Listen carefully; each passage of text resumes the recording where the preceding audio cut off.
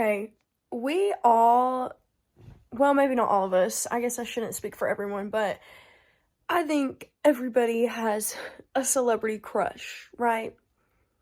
And oh my gosh, I can't even say who mine is because, like, it's not embarrassing. Like, obviously, I think he's hot, but I think he's hot. Well, I think okay. Oh my gosh, y'all. Okay, so my celebrity crush, okay, I feel like most people's celebrity crush or whatever, it's like they see, like, it's their crush because they're hot, right? Okay, this person is my celebrity crush because, I mean, obviously I think he's attractive too. Originally, I didn't, like, it's not typically my type. Like, I never thought he was ugly, but I didn't, like, see him and think, oh, that guy's hot at first.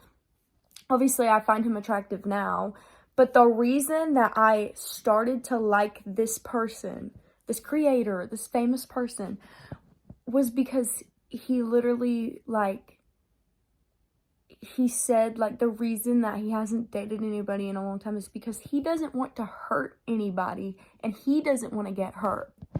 I don't want to get hurt. Obviously, if a man says, I don't want to hurt a girl or whoever, and he is actively choosing to be single so that he doesn't do that until he's confident in the fact that he won't or whatever, like, for whatever reason. Oh my gosh. Bone apple teeth. So, in conclusion, if you're watching this and you have a celebrity crush that isn't, like, basic, like Harry Styles or Jacob Elordi, if that's how you say that, which those are fine, like, those men are attractive, like, that's okay if that's your celebrity crush. But if you have, like, that one celebrity crush that you kind of keep to yourself, like, you don't really talk to your friends about because they wouldn't necessarily be like, oh yeah, he's so hot, like, you're not embarrassed, but, like, I don't know, like, you know you're right, you just know nobody else agrees. Tell me who your celebrity crush is. I was so fat and musty as a small child. Like, if we went to a restaurant and I found hair in my food, I'd be like, Mom, look, I found a hair in my food. And she'd be like, oh my gosh, don't eat that. Don't eat the rest of your food. And I'd be like, bummed. Like, I'd be mad that I couldn't eat my food anymore. I did not care that I had just found some random stranger's hair in my food. I was so sad that I couldn't eat my food anymore. I was so fat. And I'm, like, by no means small now. Like, I'm still on the heavier side. But if I found hair in my food now, I would happily not finish my plate. As a child, I was genuinely so mad that I could not finish my macaroni and baked potato because Susan in the back of Applebee's lost some of her hair into it. You know what? That's perfect. I'm gonna tell a couple of stories about being a fat kid, because if anyone else was a fat kid, then you might have, like, gone through the same situation, because people, okay, some people are just so straight up and they will just call you fat or other mean names, but some people are so sly and sneaky about the things that they say. Okay, one thing that most people probably have never noticed, but it happened to me so much when I was little, because my siblings are close to my age, and when we were little and we went to get food somewhere, and I never said anything about this because I thought I was being delusional, which honestly I probably was, so it's fine, but the workers would, like, assume I wanted a large instead of, like, a regular kid size and stuff. Like, they would ask my siblings, they were like, oh, do you want a small or a medium? Do you want a small? And then they'd be like, you want a large? Yes. Okay, and? Okay, one that I remember specifically, which I'm not going to say names, and I'm not mad about it anymore, because, like, this person and I grew up together. Kids are mean when you're young. But I remember talking about how I don't remember how it came up, but I think I was talking about how I used to be a cheerleader or how they were going to start a cheer team at my little school that I went to.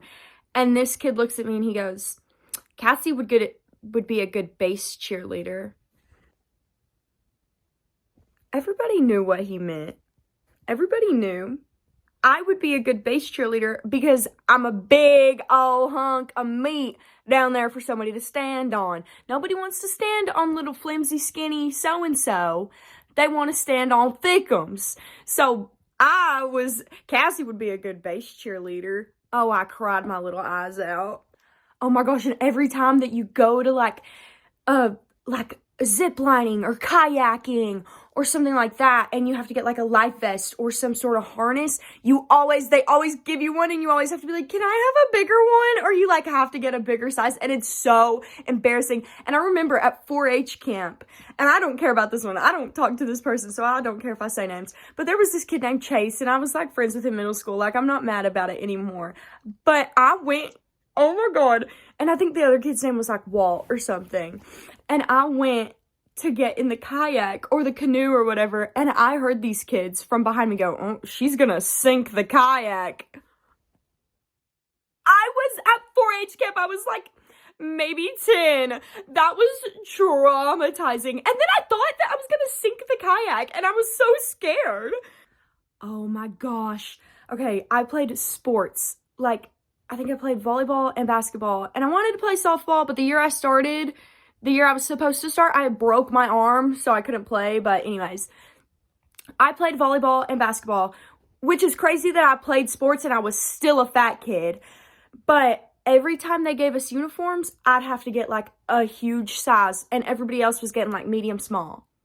Or if we ordered t-shirts for like a church event or a summer camp or something like 4-H camp, I always was like one of the only kids on the paper that put their name next to like large, extra large, and everybody else was like in the same column for medium and small, and then I'm just the outlier over here because I'm big and fat and chunky. Or if you like have a friend sleep over and they have to like borrow your clothes to spend the night, and my clothes always like swallow my little friends, like just swallow them, and I'm like, that's tight on me. Okay, my favorite fat story, which I'm pretty sure I've like misconstrued this in my brain over the years. I think this happened within the same week, but I just tell it this way because it sounds funnier. But I had a crush on this kid in 7th grade, and if anybody knows me, they know this story and who I'm talking about, at least if you knew me then. I had a crush on this kid, and this makes him sound terrible. This really isn't how this went down. I think he's fine now. I don't know. But I had a crush on this boy, and he was like, he made a mean joke about me, and I was like, tell me. He didn't want to because he knew it was going to hurt my feelings.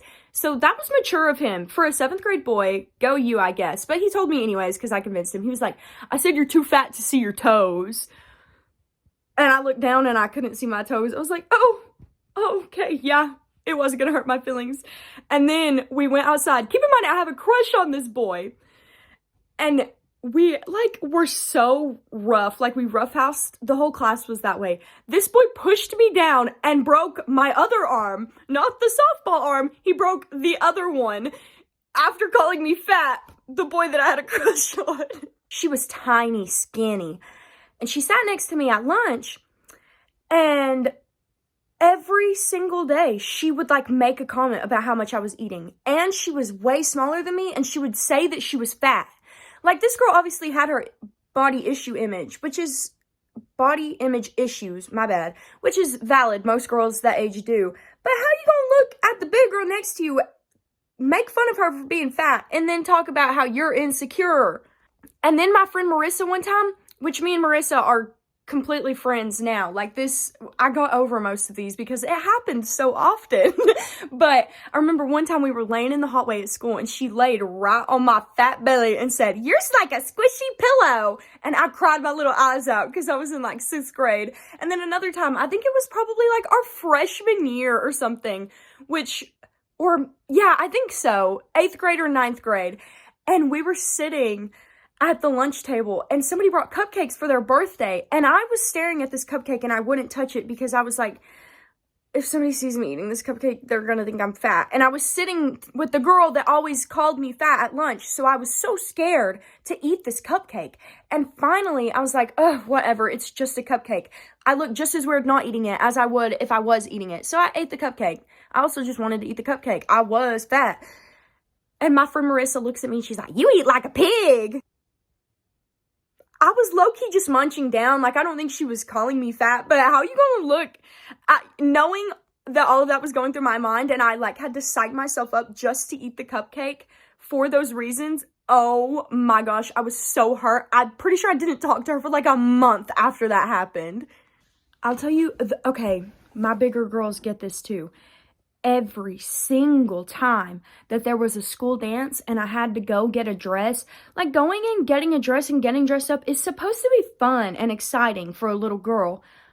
I dreaded going shopping for school dance dresses because they never had sizes that fit me. Now that I'm older and everything, like there's more sizes and stuff, like, but I just went to like Dillard's and would try on dresses and none of them would fit me. Or no, wait, Dillard's is fine. I think I would go to, like, my sisters could, like, get a dress at a boutique. Like, these really nice, beautiful dresses.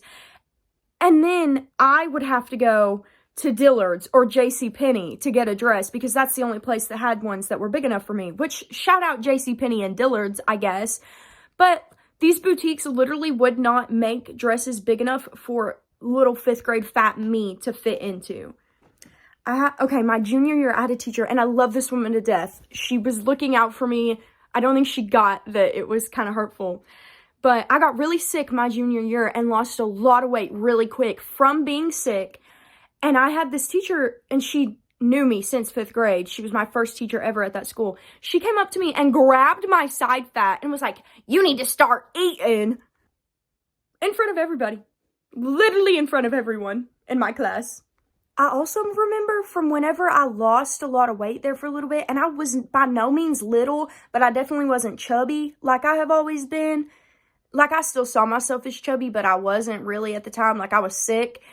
And my whole life, it's a bad habit. I'd be like, I'm so fat. Or I would make a fat joke about myself. And everybody's like, no, you're perfect. You're not fat. Girl, when you're not fat and you make a fat joke about yourself, everybody is on your butt and they are mad. And they're like, shut up. No, you're not. Like, but if you're fat and you say, oh, I'm so fat, they're like, no, you're not. Y'all switch up so fast.